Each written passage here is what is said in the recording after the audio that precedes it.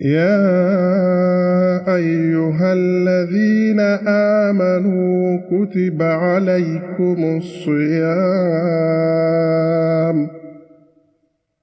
كما كتب على الذين من قبلكم لعلكم تتقون. أعوذ بالله من الشيطان الرجيم. بسم الله الرحمن الرحيم، والصلاة والسلام على أشرف الأنبياء والمرسلين سيدنا محمد وعلى آله وصحبه ومن تبع نهجهم بإحسان إلى يوم الدين.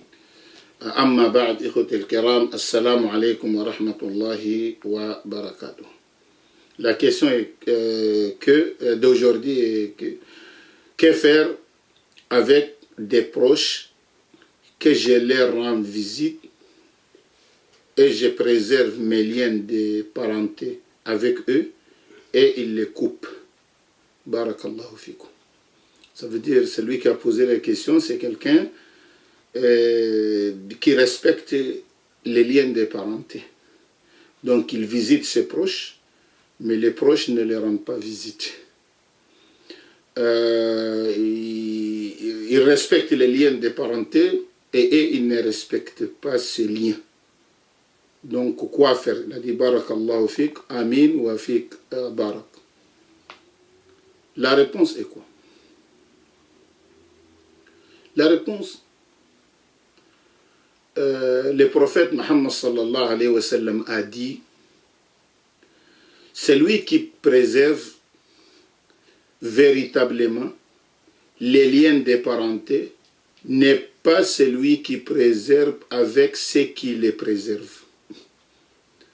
Ça veut dire que celui qui préserve véritablement les liens de parenté, c'est pas celui qui les préserve avec ceux qui préserve avec ceux qui les préservent. Ça veut dire pour moi, donnant. Tu me rends visite, je te rends visite. Tu me donnes, je te donne. Tu me salis, je te salis. Tu m'aides, je t'aiderai. C'est pas ça. C'est pas ça les véritables préservateurs de liens de parenté. C'est pas ça. C'est pas celui qui attend un retour. Dans les liens de parenté, il ne faut pas attendre un retour. Parce que c'est une épreuve d'Allah subhanahu wa ta'ala. C'est Allah subhanahu wa ta'ala nous a dit de respecter les liens de parenté. Donc souvent tu trouves que les parents sont difficiles, durs. Les proches sont durs souvent. Sont durs, voilà, vous êtes face à une épreuve. Ils sont durs, mais Allah subhanahu wa ta'ala, il t'a dit de respecter, de préserver les liens de parenté. Il ne faut pas couper les liens de parenté avec eux, mais voilà, leur comportement va aller vers la coupure. Et souvent, si vous préservez les liens de parenté, et Shaitan n'a pas pu vous convaincre de faire le contraire, ça veut dire de couper vos liens de parenté, il va pousser l'autre pour provoquer la coupure. Donc il faut faire très attention au shaitan. Il peut passer par toi. S'il te trouve solide, il passe par l'autre. Il trouve un maillon faible. C'est pour cela, avec le proche, toujours, tu trouveras quelqu'un qu'on ne pourra pas les satisfaire. Tu trouveras des gens, on ne pourra pas les satisfaire. Pourquoi? Il y a des jalousies, il y a beaucoup de choses. Il y a la jalousie. Donc, il faut savoir, il faut faire très attention. Donc, c'est celui qui préserve véritablement les liens de parenté n'est pas celui qui préserve avec ceux qui les préservent. Ouais. S'il me rend visite, je le rends visite. S'il me donne, je le donne. Ce n'est pas ça. Il faut savoir dans l'islam parce que vous ne le faites pas pour la personne. Quand vous le faites, vous attendez la récompense d'Allah, pas la récompense d'Allah. Il faut savoir pour qui vous avez fait. Vous avez fait pour qui? Vous l'avez fait pour qui? Si vous l'avez fait pour Allah, Allah va vous récompenser, subhanahu wa ta'ala. Mais si vous l'avez fait pour la personne, ça c'est autre chose. Vous n'aurez pas la récompense d'Allah, subhanahu wa ta'ala. Donc, parce que vous ne l'avez pas fait pour Allah. Les actes ne valent que par leur intention. Donc, celui qui préserve véritablement les liens de parenté n'est pas celui qui préserve avec ce qui les préserve aussi. Mais celui qui préserve les liens de parenté est celui qui, lorsque ces liens de parenté sont rompus, il continue à les préserver. Ça veut dire celui qui préserve les liens de parenté véritablement. Ça veut dire ça, c'est un niveau qui est très fort. C'est celui qui, quand on coupe, on préserve nous. Quand on coupe, quand l'autre coupe, il faut préserver, il ne faut pas couper. Quand l'autre coupe, il ne faut pas couper, parce que vous ne faites pas en contrepartie. Vous le faites pour Allah. Même si lui, il maintient, il respecte comment s'appelle, les liens de parenté, où il ne les respecte pas, vous le faites pour Allah, pas pour la personne. C'est pour cela qu'il ne faut pas attendre des retours. Ce n'est pas celui qui attend un retour pour faire ou refaire qui préserve véritablement les liens de parenté, mais c'est lui qui, quand on coupe les liens de parenté, il la préserve. Ça, c'est rapporté par Al-Bukhari. Quel mérite et quelle importance pour ça aussi. Et écoute, ces hadiths aussi du prophète Mohammed sallallahu alayhi wa sallam. Quelqu'un qui est venu poser cette question au prophète Mohammed sallallahu alayhi wa sallam. Il faut bien écouter cette question. Il a dit, j'ai des proches parents avec qui je préserve les liens de parenté, mais ils les rompent avec moi.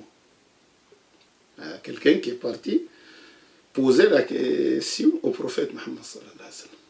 Il a dit, j'ai des proches parents avec qui je préserve les liens de parenté, mais ils les rompent avec moi.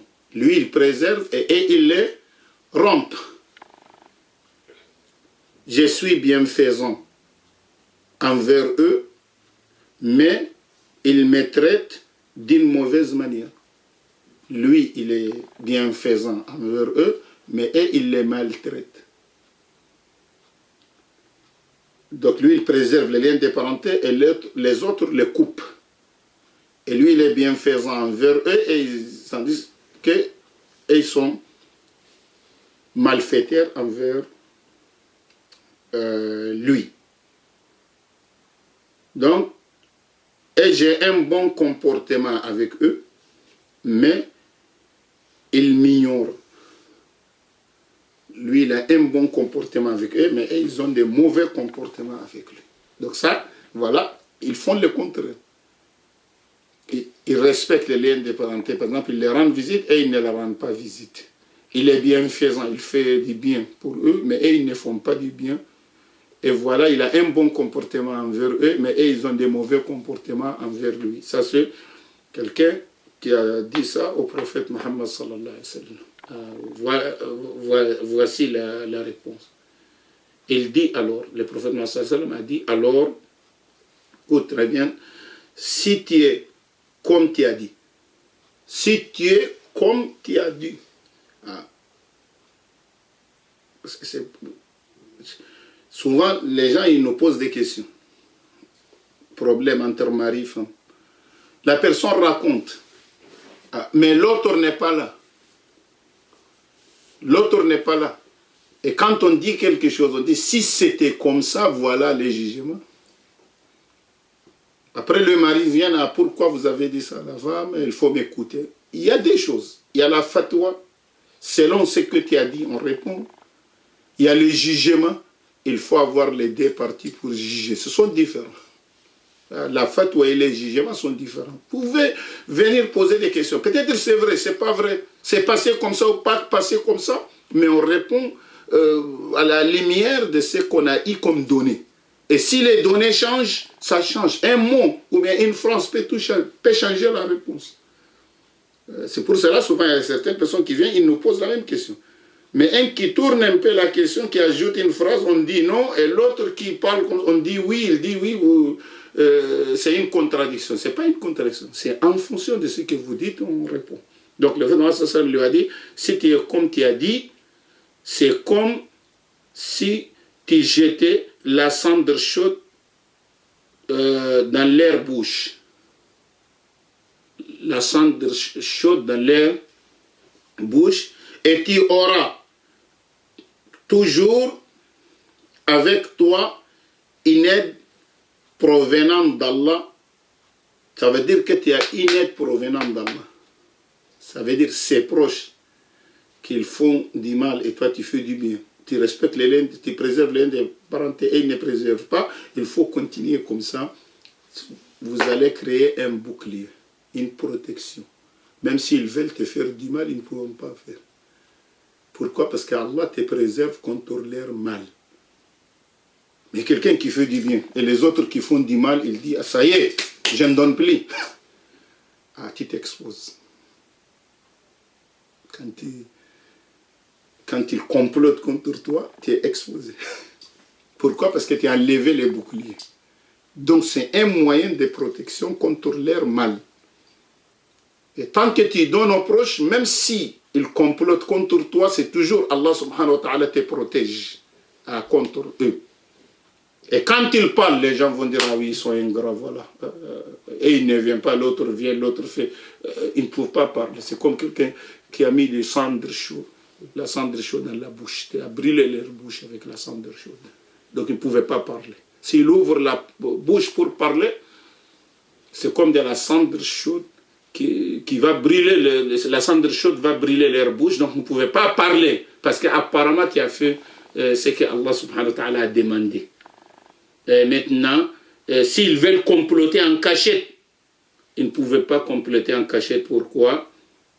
Parce qu'il a dit, et tu auras toujours avec toi une aide provenant d'Allah tant que tu seras ainsi. Tant que tu seras ainsi. C'est-à-dire que tant que la personne reste ainsi, il aura une aide d'Allah subhanahu wa ta'ala. Donc même s'ils font du mal, il faut faire le bien. Il faut maintenir les liens de parenté quand vous pouvez. Sauf s'il refuse. Tu viens chez quelqu'un, il ferme sa porte, il te dit, je ne veux plus te voir. Tu l'appelles par téléphone, il bloque. Tu utilises tout le monde, il dit, non, je ne veux plus. Donc dans ce cadre-là, tu arrêtes. Mais pas lui. Ce n'est pas toi qui as coupé, mais c'est lui qui a coupé. Chez Allah, c'est celui qui répond.